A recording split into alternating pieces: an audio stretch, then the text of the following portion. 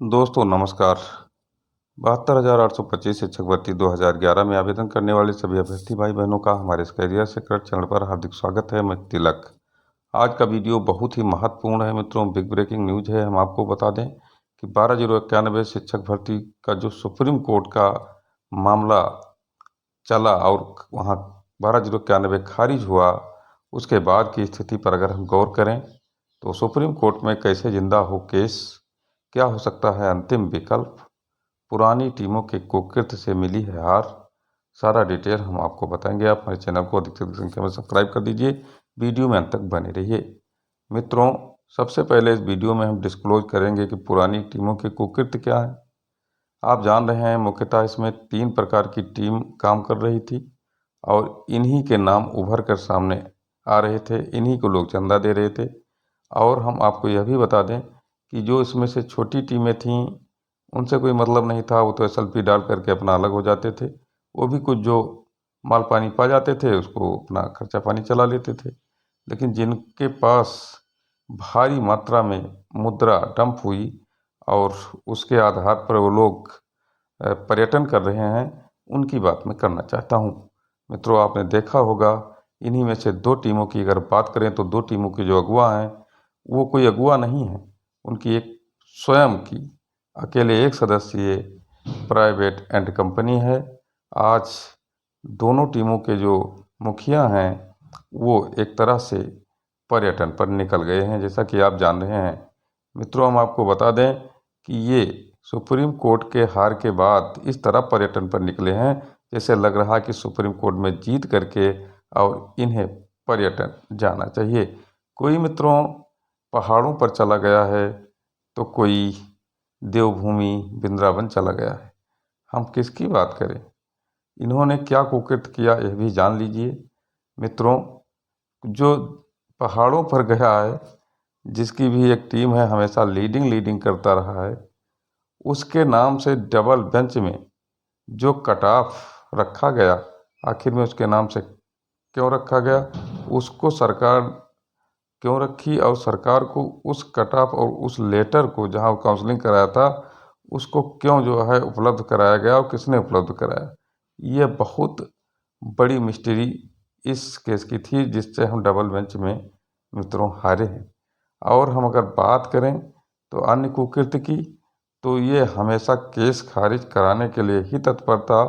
कुछ ना जो है बेंच की एनालिसिस करता था, ना कुछ करता था, दौड़ दौड़ करके आगे आगे। और मैं आपको बता दूं कि याचिका डालता रहता था। उसके पीछे ये जो अगुवाकार थे, क्योंकि इन लोगों की बात भी उससे हुआ करती थी, ये लोग भी पीछे आ जाते थे। तो इसका क्या कारण था कि हमारे जो पुराने अगुवाकार हैं, जो अन्य टीमें थीं, वो इनके पीछे ही क्यों याचिका डालती थी, पहले क्यों नहीं डालती थी? यह भी एक बहुत बड़ा कारण है मित्रों।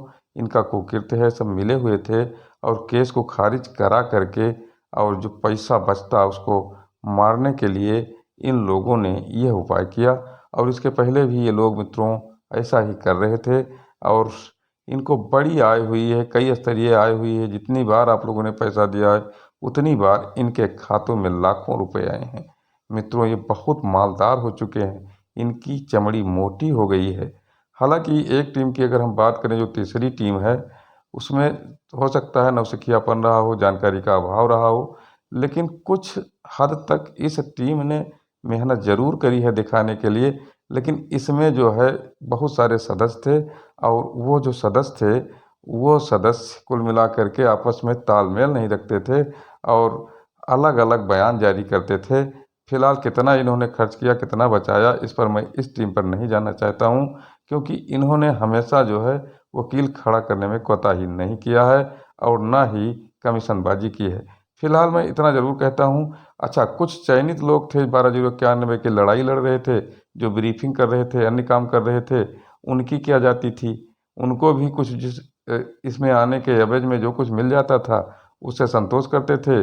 चाहे जो है सांप मरे और चाहे लाठी टूटे, इनसे कोई मतलब मित्रों नहीं था। इस तरह से इन लोगों ने कुकृत्य किया, केवल इसको कमाई का जरिया बनाया। कुछ विद्वान लोग जो पुराने लूट में शामिल थे, उन्होंने अपने को डबल बेंच, सिंगल बेंच और सुप्रीम कोर्ट की इस लड़ाई में, नई लड़ाई में अलग रखा, पहले ही माल काट गए थे। तो मित्रों, मैं सबका नाम नहीं लेना चाहता हूँ, लेकिन इनके कुकृत्य बहुत खराब थे। अब प्रश्न ये उठता है कि कैसे आगे केस को जिंदा किया जाए।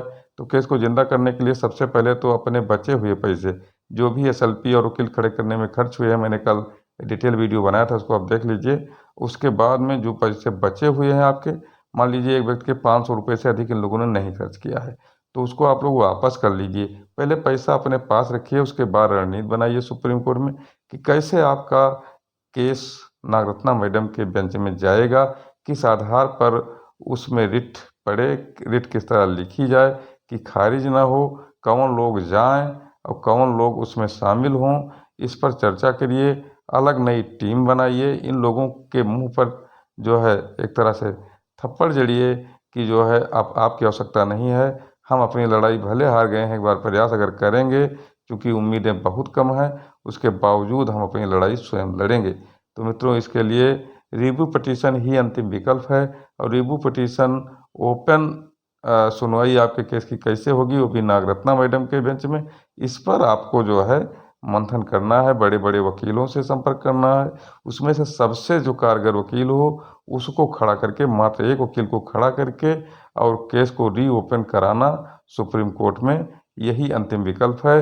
हालांकि कुल मिलाकर के जो इनके चांस हैं वो बहुत कम हैं, लेकिन फिलहाल एक प्रयास किया जा सकता है। लेकिन सबसे पहले अपना रुपया इन लोगों से वापस कर लीजिए।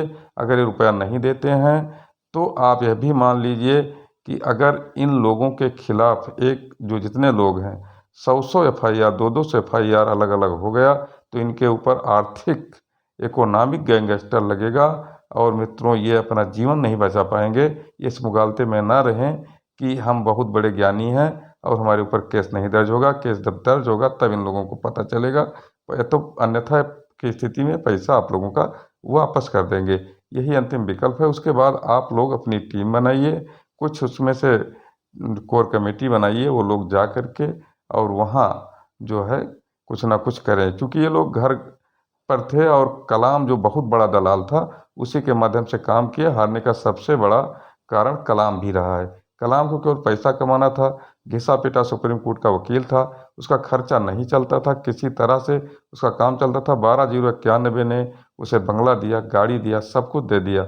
और मैं आपको बता दूं, 12,091 ने इन सभी अगवाकारों को जो है मोटी चमड़ी वाला बना दिया और ये लोग मज़े में हो गए। इनका बिजनेस व्यापार चल रहा है, इनके फ्लैट हो गए, इनके ब्यूटी पार्लर हो गए, इनके सब कुछ हो गए मित्रों। अब आप लोग क्या करेंगे ये देखना है। और ये लोग हार के पर्यटन पर निकल चुके हैं, ये लोग पर्यटन कर रहे हैं गर्मी में, आप लोग फांसी लगा रहे हैं। धन्यवाद।